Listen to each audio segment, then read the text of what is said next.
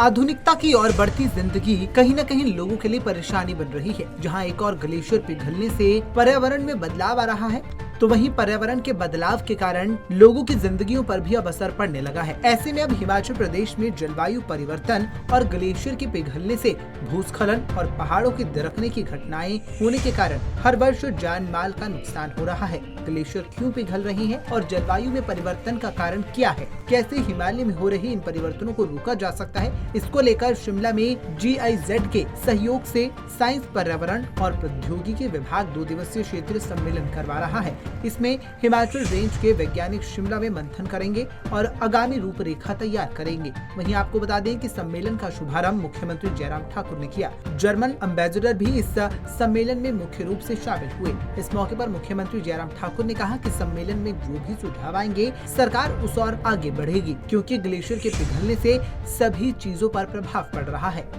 महत्वपूर्ण विषय पर ये वर्कशॉप यहाँ पर आयोजित की गई है और मुझे इस बात की खुशी है कि जर्मन एम्बेसडर इस कार्यक्रम में हमारे बीच में पर आई है। सबसे बड़ी बात है कि जो हिमालयन रेंज में जो ग्लेशियर जो पिघलते जा रहे हैं, उनका आकार छोटा होता जा रहा है और उसका इम्पैक्ट जो है बाकी सारी चीज़ों पर आता है। और उसमें सबसे बड़ी बात यह है कि उसमें ये है कि जो ग्लोबल वार्मिंग का इम्पैक्ट आ रहा है उसके कारण ही। तो इसलिए मैं आप सबके बीच में इतना ही कहना चाहता हूँ कि इस वर्कशॉप के माध्यम से बहुत महत्वपूर्ण सुझाव यहाँ पर आए हैं। उन सुझावों के माध्यम से आगे बढ़ेंगे, क्या बेहतर कर सकते हैं उसको करने की कोशिश सबसे रिलीज किया है और मुझे लगता है कि वो बड़ा यूजफुल रहेगा, बहुत महत्वपूर्ण रहेगा। वहीं सम्मेलन में पहुंचे जर्मनी के राजदूत वॉल्टर जे लिंडनर ने इस संबंध में लोगों को पर्यावरण के प्रति जागरूक करने और संसाधनों को उपलब्ध करवाए जाने के लिए वित्तीय सहायता उपलब्ध करवाने की बात कही।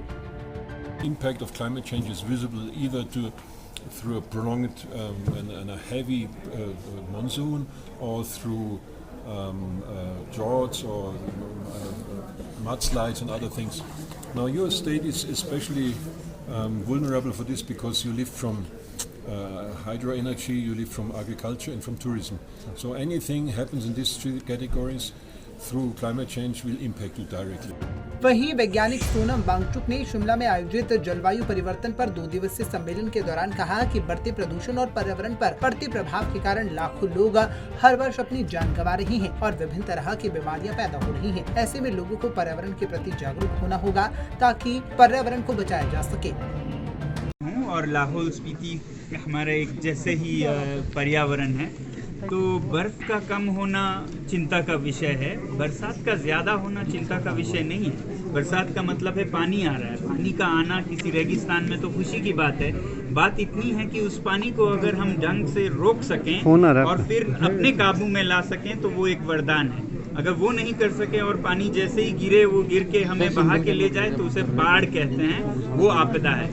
तो हमें ज़रूरत इसकी है कि हम अपनी ज्ञान बढ़ाएं, तकनीकें बढ़ाएं और पहाड़ों में ही ऐसे पौधे जो कि प्राकृतिक रूप से ऐसे पहाड़ों में उगते हैं, जैसे जूनिपर हुआ, वाइल्ड रोज हुआ, उनको अगर बड़ी संख्या में उगाते हैं तो जब बारिश बढ़ेगी, जलवायु परिवर्तन के कारण बारिश बढ़ेगी, मगर उसके लिए अगर हम पहले से तैयार हों और हमने पौधे लगाए हों तो वो उसे जज्ब करेगी और फिर धीरे धीरे पूरे साल भर छोड़ती रहेगी। तो इससे ये एक समाधान होगा, समस्या नहीं। मगर अगर हम कुछ न करें, बैठे रहें और फिर परिवर्तन हो बिना तैयारी के, तो वो एक बहुत बड़ी चुनौती।